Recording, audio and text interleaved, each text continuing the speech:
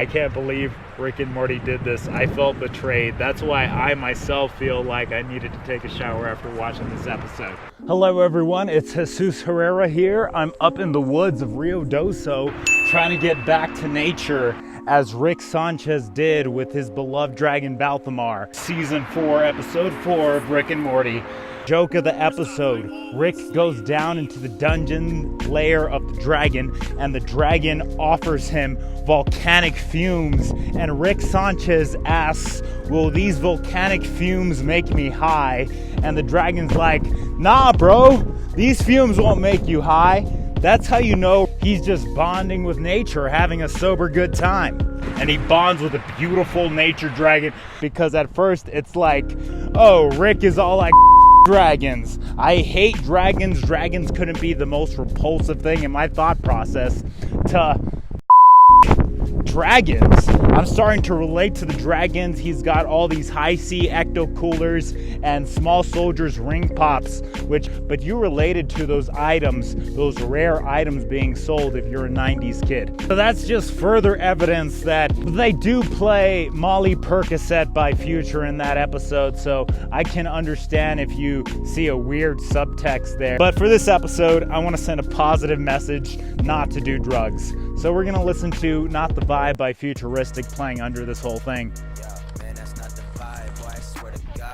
I give this episode a B. I love that whole scene at the zoo. It reminded me of Paper Towns, how it's just a bunch of teenagers going on a rambunctious riot through a zoo. I love how they brought back the mind eraser gun, and they have an evil bad cat villain that they could reach back to as for a setup later, which Rick explicitly mentions in the episode. I gotta say, this was the most difficult Rick and Morty episode to watch out of the entire series because it felt very rapey, much like how King Jellybean raped Morty in season 1. It harkened back to that thematic element of uncomfortableness, and I gotta say, they did their job. I was super uncomfortable the whole time. I had no idea where the episode was going.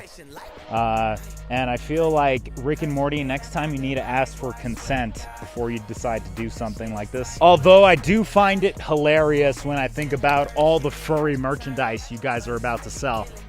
So I do like that it's talking about toxic relationships, which is a real grounded adult issue. But I hated how they approached it from a juvenile standpoint. Topo Chico is delicious, hashtag not branded.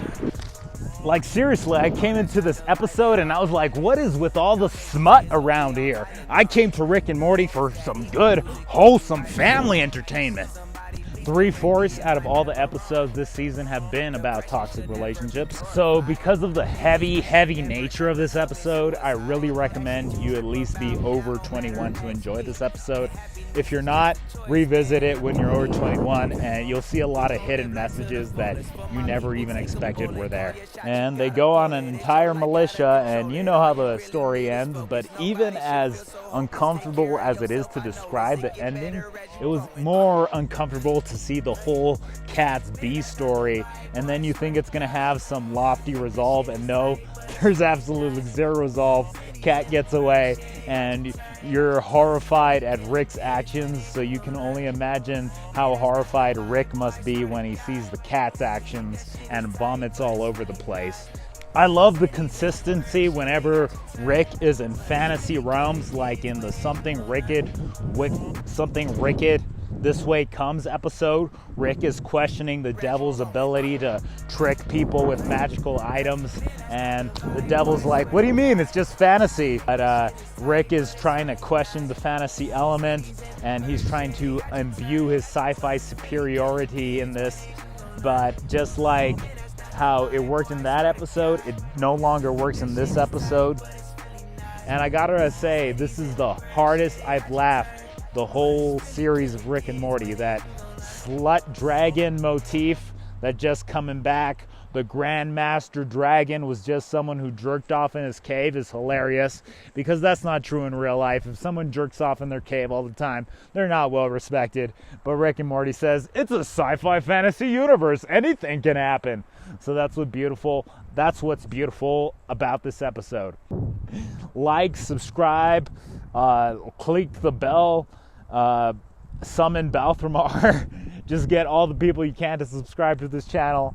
I'm trying my best out here. I'm gonna try to edit my sober ramblings on Topo Chico out in the forest for some coherent entertainment for y'all, because I love y'all. Peace and love.